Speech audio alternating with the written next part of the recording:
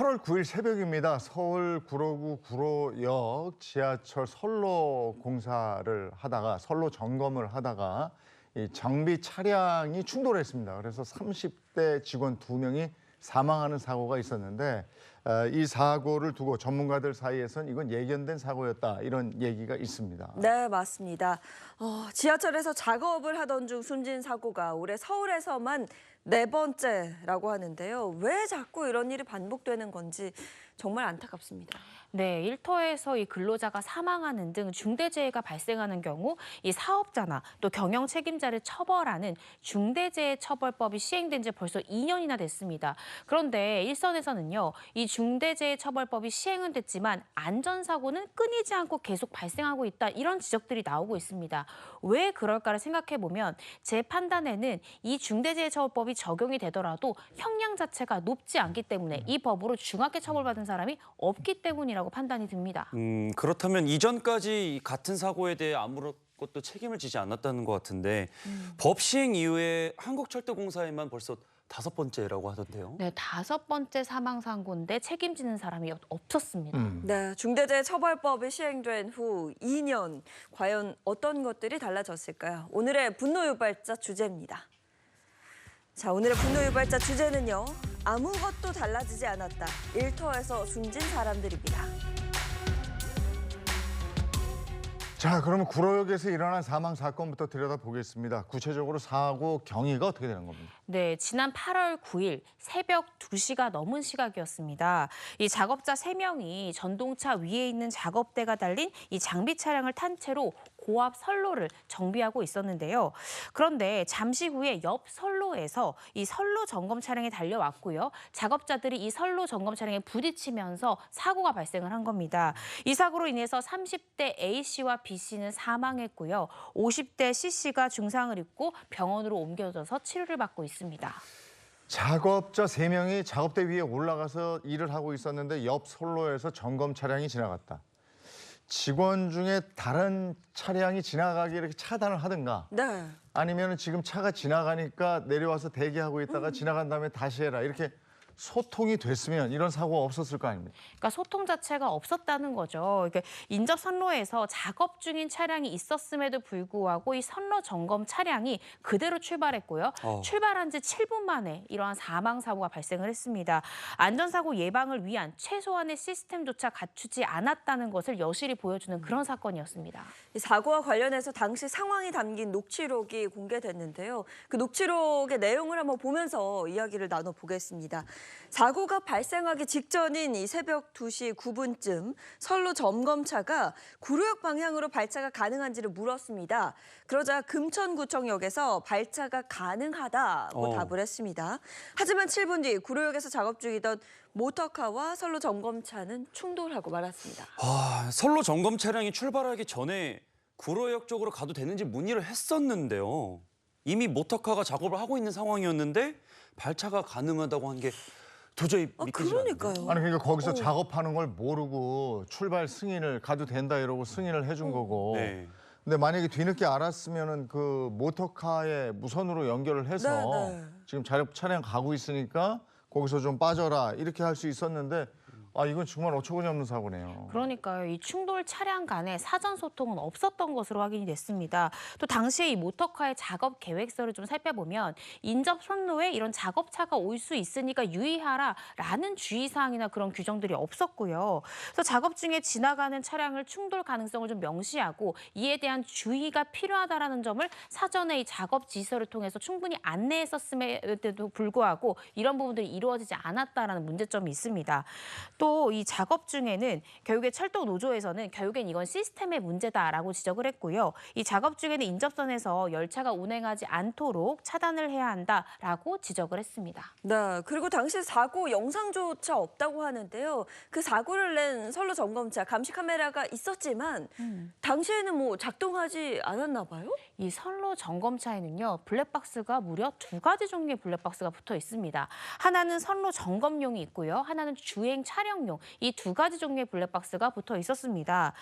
그런데 이 사고 직전 5일치 영상 데이터가 불규칙적으로 저장되어 있는 것으로 확인이 됐는데요. 선로 점검차는 대전에서 출발해서 이 금천구청역까지 선로를 점검하면서 왔는데 이때 이 선로 점검용 이 블랙박스가 켜져 있었지만 구로역까지는 일반 열차 모두로 운행을 했기 때문에 점검용 블랙박스는 꺼져 있는 그런 상황이었습니다. 네. 또 주행 차량용 블랙박스 같은 경우에 켜져 있었지만 녹화가 됐다 안 됐다 하는 바람에 이 사고 당시 영상은 찍히지 않은 것으로 확인됐습니다. 그럼 사고 당시 상황을 전혀 알 수 없었다는 건데 블랙박스 녹화가 안 되고 있었다. 이것도 뭐 점검이 좀 미비했다. 이렇게 봐도 되는 거 아닙니까? 이 진짜 네. 문제네. 맞습니다. 근데 두 대가 충돌했는데 거기 둘 다 블랙박스가 없었어요? 아까 선로 점검용 같은 경우에는 블랙박스 두 가지 종류가 있었지만 완벽하게 촬영이 안 됐다고 말씀드렸잖아요. 근데 작업을 했던 모터카에도 다친 사람 일부만 찍혔을 뿐이고 이 숨진 직원들의 사인을 확인할 수 있는 부분은 없는 것으로 파악이 됐습니다. 그리고 사고가 난 구로역 CCTV에도 사고 장면이 찍히지가 않았다고 하는데요. 이 당시에 이 구체적 상황을 볼 수 있는 이 영상이 남아있지 않다 보니까 아무래도 이 사건을 수사하는 수사기관 입장에서는 그 사건의 진상을 좀 파악하는데 난항을 겪을 수 있는 것이 아닌가라는 지적들이 나오고 있습니다. 그럼요. 이대로라면 제대로 된 원인을 규명할 수 있을지도 의문이 드는데요. 그리고 또 이 사망한 A씨 유가족에 따르면 사고 후 3시간이 지나서야 가족들에게 이 사고 소식을 알렸다 그래요? 네, 유족들 마음이 얼마나 황망하셨을까 가슴이 너무 아픈데요. 이 유족이 이제 해당 아들의 사망 소식을 알게 된 게 회사 측의 연락도, 경찰의 연락도 아니라 회사 동료의 연락을 받고 알았다고 합니다. 유족에 의하면 이 A 씨 같은 경우에는 이 서울의 명문대학을 졸업하고 6년 전에 코레일에 입사했는데요. 공기업에 꼭 가고 싶다고 해서 열심히 공부한 끝에 합격했다고 하고요. 회사를 자랑스러워하면서 굉장히 성실히 다녔다고 합니다. 사고 전날 저녁까지 이 30대 A 씨 같은 경우에 가족들과 연락을 계속 주고받았다고 하고요. 그 다음날 새벽 2시가 넘은 시각 처참히 살해되고 처참히 이렇게 사망하고 말았습니다. 코레일 좋은 직장이죠. 네. 거기 다니면서 본인이 원하는 공사에 들어가서 열심히 잘 다녔고 네. 부모님은 얼마나 또 뿌듯하고 그러셨겠어요. 그 마음이 어떻겠습니까? 가족들 마음이. 그러니까요. 그런데 이 숨진 두 사람의 장례식장을 방문한 이 코레일 사장의 발언이 또 논란이 되기도 했습니다. 이렇게 이야기를 했더라고요. 눈에 일이 보이면 그걸 막 덤벼들어서 하라고 한다. 그러지 말아야 되는데 이런 말을 유가족 앞에서 했다는 거잖아요. 맞습니다. 마치 탓하는 것 같이 들리는데요. 네, 그러니까 유가족 측 입장에서는 사작이 마치 이러한 사고가 근로했던 근로자의 책임인 것처럼 책임을 전가하는 말처럼 들렸다라고 지적을 했는데요. 이에 대해서 사장 측은 책임을 회피하기 위한 그런 취지는 아니었다. 이렇게 해명한 일까지 있었습니다. 네, CCTV도 없고 뭐 블랙박스 녹화된 장면도 없고 너무 답답한데 유족들 입장에서는 엄청 답답하고 힘들겠어요. 네. 이게 실제로 A 씨의 경우에는 그 회사에서 얘기하는 게 납득할 수 없다. 그래서 일주일 후에 발인이 진행되기도 했다고 그러는데 철저하게 이게 밝혀져야 되겠고 결과에 따라서 어떤 처벌이 가능합니까? 이거는? 이 고용노동부에서는요, 이 주변 선로의 차단 조치가 제대로 이루어지지 않았다라고 보고 이 중대재해처벌법 위반 여부를 검토하고 있습니다. 중대재해처벌법이 적용되면 최고 경영자 같은 경우에는 1년 이상의 징역 또는 10억 원 이상 이하의 이 벌금의 처벌을 받을 수 있고요. 징역형과 벌금형이 함께 병과되는 그런 처벌을 받을 수 있습니다. 중대재해처벌법이 시행된 이후에만 코레일 사업장의 사망 사고 벌써 5번째입니다. 근데 이에 대해서 책임지는 사람이 아직까지 없었는데요.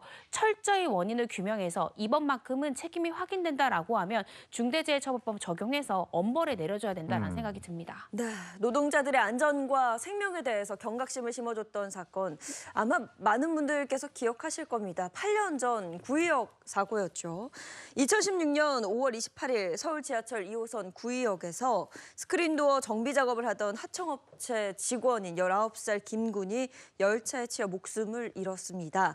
당시 김군의 유품 중에서 미처 먹지 못한 컵라면이 발견이 되면서 정말 많은 사람들의 가슴을 먹먹하게 만들었었죠. 고등학교 졸업하자마자 일한 거예요. 그 스크린 도어 수리 직원으로 일했어요. 19살 청년이었고요. 밥도 먹을 새 없이 정말 열심히 일하다가 사고가 났습니다. 근데 이 사고 2인 1조의 작업 원칙마저 지키지 않았다고 들었습니다. 네, 그렇습니다. 이 당시의 스크린도어 정비 매뉴얼을 좀 보시면요. 2인 1조로 정비 작업을 해야 하고요. 또 영무원 일을 통제해야 함에도 당시에 지켜지지가 않았습니다. 또 정비 작업 전에 서울 메트로 운영실에 보고하라는 매뉴얼과 이 정비 전 스크린도어에 작업 표지판을 붙이라는 매뉴얼 역시나 지켜지지 않았습니다. 그리고 이 스크린도어 정비는 승강장 쪽에서만 해야 되고 이 선로 쪽 작업 같은 경우에는 운행을 중지시킨 뒤에 가능하다라는 매뉴얼이 있었지만 당시 김 군은 이 전동차 운행 중에 선로 쪽에서 작업을 하다가 작업 시작 3분 만에 이 사고가 났습니다. 이 모든 책임을 겨우 19살에 불과한 용역업체 직원이 혼자 져야 했었는데 왜 현장에 혼자 나가게 됐는지 그게 의문입니다.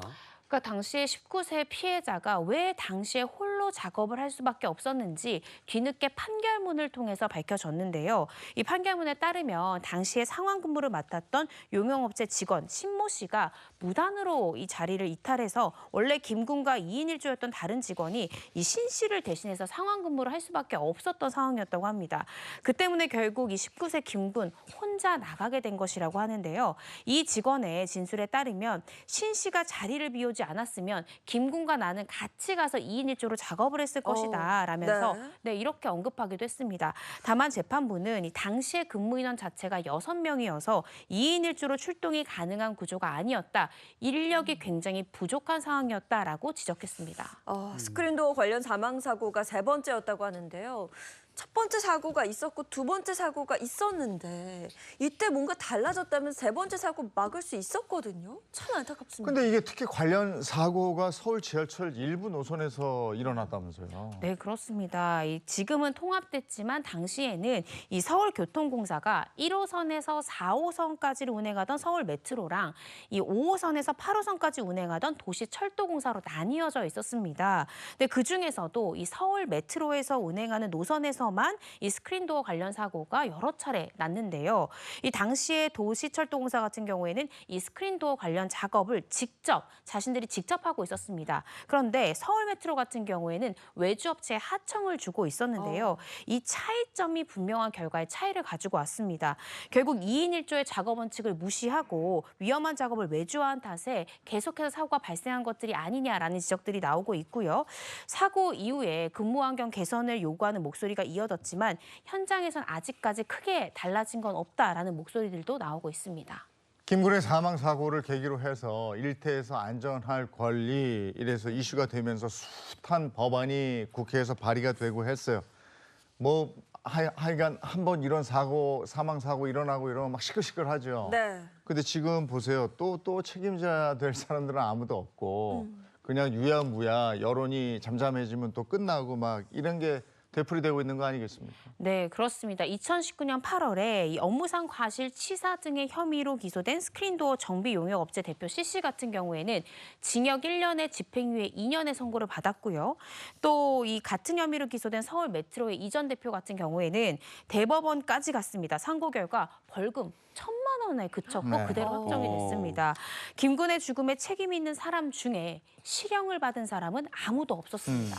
근데 이 사고 전에 사망 사고가 2차례 더 있었다는데 그렇다면 그때 책임자들은 모두 처벌을 받지 않은 건가요?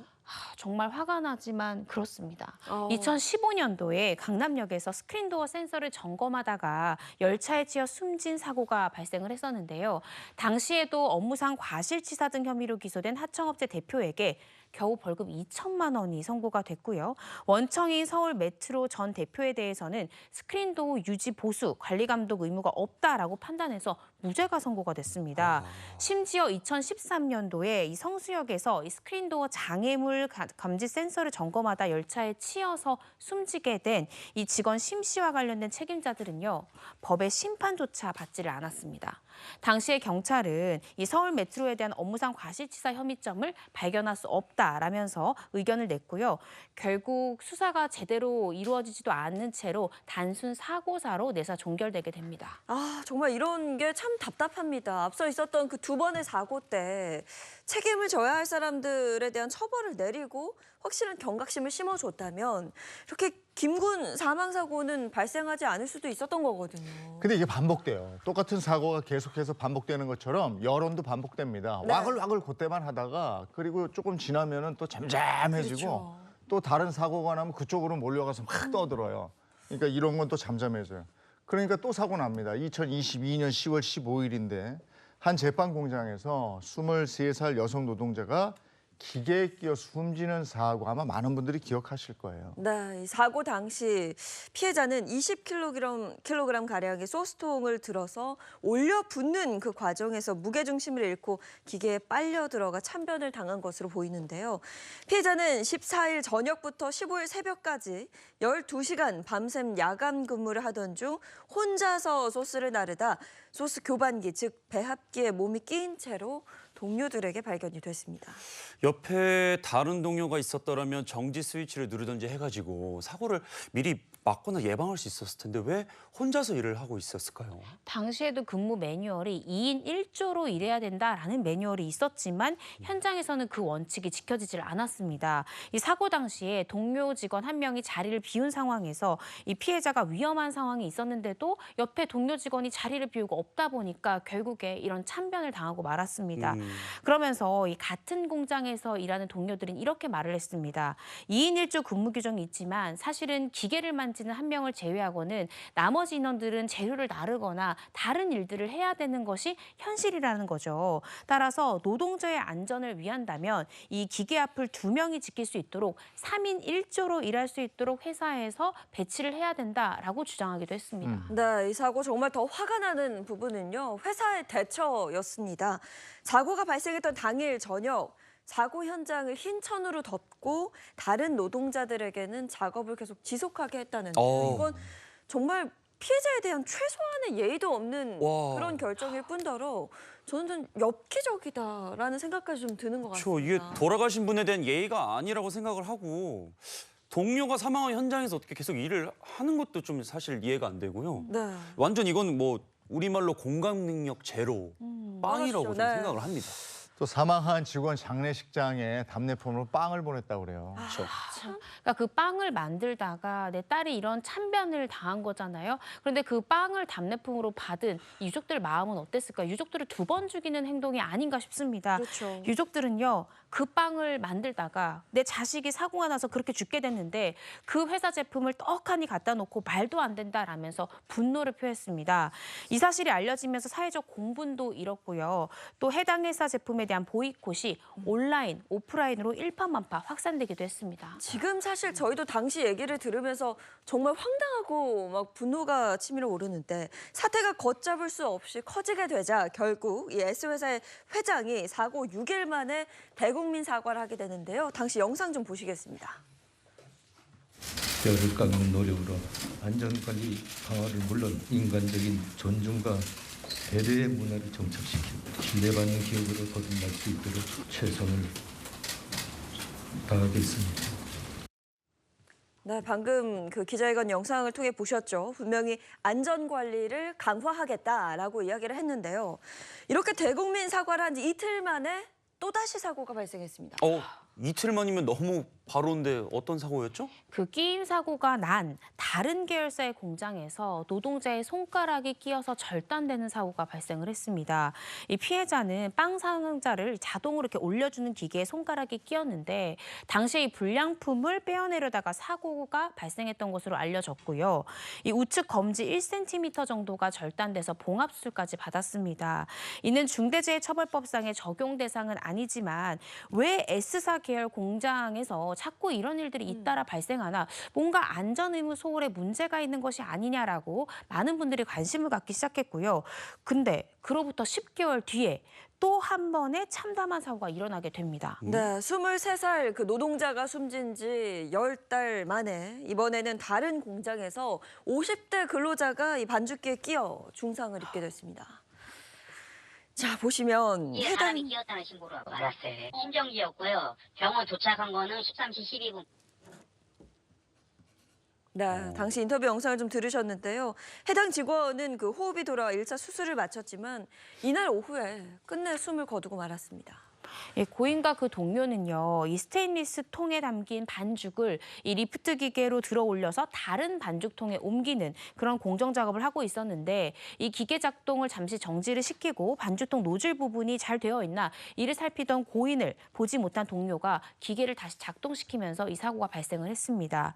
이 경찰은요, 기계 작동 버튼을 누른 동료를 이 업무상 과실치사 혐의로 입건해서 조사를 했고요. 또 이 공장 관계자를 대상으로 안전조치 의무 위반 여부도 살폈습니다. 뿐만 아니라 이 중대재해처벌법 대상이 되는지 여부도 철저히 들여다봤습니다. 연속해서 계속 중대한 이런 그 사망 사고 일어나고 이랬어요. S기업인데 문제가 있어 보이는데 처벌 어떻게 돼 있습니까? 앞서 이 23살의 여성의 근로자가 사망한 사건에 대해서 관련 계열사의 대표를 중대재해처벌법 위반 혐의로 불구속 기소를 했고요.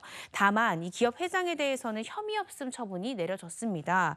이 지난 3월 열린 첫 공판에서 이 불구속 기소된 계열사 대표는요, 중대재해처벌법 위반 혐의에 대해서 전면 부인을 하고 무죄를 주장했다고 합니다.